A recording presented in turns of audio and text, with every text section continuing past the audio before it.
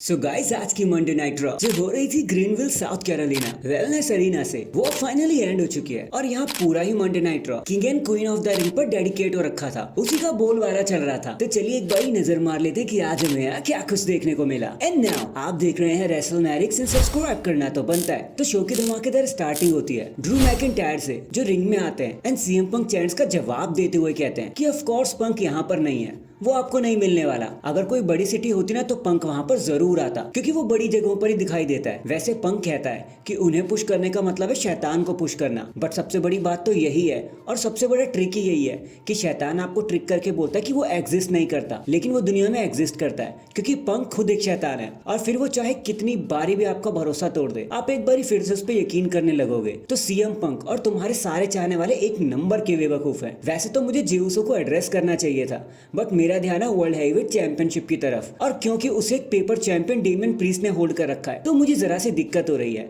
और इतना सुनते ही डेमियन प्रीस्ट वहां पर आ जाते हैं। डेमियन प्रीस्ट रिंग में आते हैं और कहते हैं कि आई नो तुम अपना मुंह बंद कभी नहीं कर सकते, तो अब अगर तुम्हें कुछ कहना है ड्रू तो मेरे मुंह के सामने कह देना। तो ड्रू कहते हैं ऑफ कोर्स, माना कि तूने एमआईटी भी कैश किया है बट तुम चैंपियन बनना डिजर्व नहीं करते। तो डेमियन प्रीस्ट कहते हैं कि भाई चुप हो जा, अपने फेलियर्स को दूसरों पे थोपना बंद कर दे। डेमियन प्रीस्ट कहते हैं कि अगर तुझे लगता है ना कि मैं पेपर चैंपियन हूँ तो फाइन, लड़ना है तो सामने से लड़, बट जब मैं तुम्हें हरा दूंगा ना तो ये वर्ड्स तुम अपने अंदर ले लेना और फिर सब मेरे लिए राइज करने लगेंगे। और इतना कहने के बाद डेमियन प्रीस्ट वहां से चले जाते हैं। ये सेगमेंट यहीं पर एंड हो जाता है। नेक्स्ट हमें क्वीन ऑफ द रिंग का क्वालिफायर मैच देखने को मिलता है इयो स्काई वर्सेस शेना बेजलर के बीच में। बट शेना बेजलर आते ही अटैक कर देती है इयो स्काई के ऊपर, अपना हैवी हिटर साइड दिखाने लगती है। बट इन दी एंड इयो स्काई मून शॉट लगाकर फिर भी अपने मैच को जीती जाती है। जिसके बाद जैकी आकर उनका इंटरव्यू लेने की कोशिश करती है, लेकिन इयो स्काई जापानीज में कुछ कहती है और वहां से चुपचाप चली जाती है, जो किसी को समझ नहीं आता। नेक्स्ट हमें बैक स्टेज में कार्लिटो देखने को मिलते हैं जो जजमेंट डे को ज्वाइन करने की बातें कर रहे होते हैं, जिस पर डेमियन प्रीस्ट कहते हैं कि अगर सब राजी हैं तुम्हारे साथ काम करने के लिए तो भाई देखो मुझे कोई प्रॉब्लम नहीं है, लेकिन एक याद रखना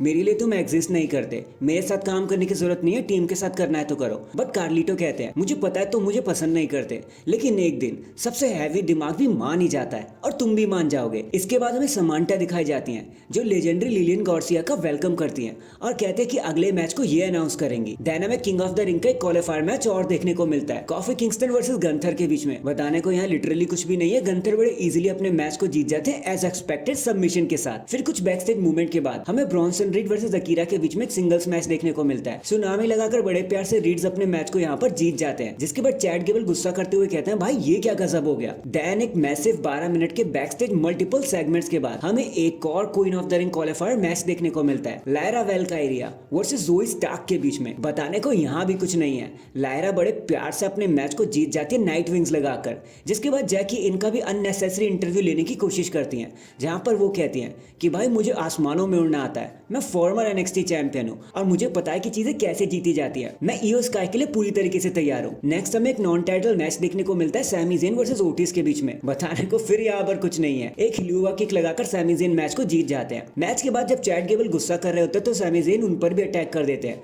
और ऑलमोस्ट एक हिलुआ किक उन पर लगाने ही वाले होते हैं कि तभी चैट गेबल वहां से बचते हुए निकल जाते हैं और ओटिस पर गुस्सा करने लगते हैं कि ये सब तेरा ही फॉल्ट है, तेरी ही गलती है। इसके बाद हमें डकोटा काय वर्सेस बैकी लिंच के बीच में एक सिंगल्स मैच देखने को मिलता है। बैकी लिंच ऑलमोस्ट डिसआर्मर लगाकर मैच को जीतने वाली होती हैं कि तभी डैमेज कंट्रोल आकर उन पर अटैक कर देती है। डिस्क्वालिफिकेशन की वजह से विनर बन जाती है बैकी लिंच। बट लायरा वेल्कारिया एक बारी फिर आके उन्हें बचाने की कोशिश करती है। जब लायरा का पूरा ध्यान अपने अपोनेंट इयो स्काई पर हो जाता है तो लिव मॉर्गन आकर फिर से बैकी लिंच पर अटैक कर देती है और उन्हें रिंग पोस्ट पर फेंक देती है और चुपके से वहां पे बच के निकल जाती हैं। लायरा फिर बैकी को चेकआउट कर देती है कि कहीं उनको चोट तो नहीं लग गई। नेक्स्ट हमें फैटल 4-वे टैग टीम मैच देखने को मिलता है क्रीड भाई versus JOP versus Judgment Day versus New Catch Republic. यहाँ जो भी जीतेगा वो वर्ल्ड टैग टीम टाइटल्स के लिए लड़ेगा ऑसम ट्रुथ के साथ। देखो मैच तो ये काफी अच्छा था, कुछ बहुत ही अच्छे स्पॉट्स हमें देखने को मिले, बट यहाँ पर कार्लिटो भी ऐड हो जाते हैं और न्यू कैच रिपब्लिक को लैमिनेट कर देते हैं पूरी तरीके से अपना बैक स्टैबर लगा के, जिसकी वजह से जजमेंट डे को एक ओपनिंग मिल जाती है एंड कूप डे ग्रास लगाकर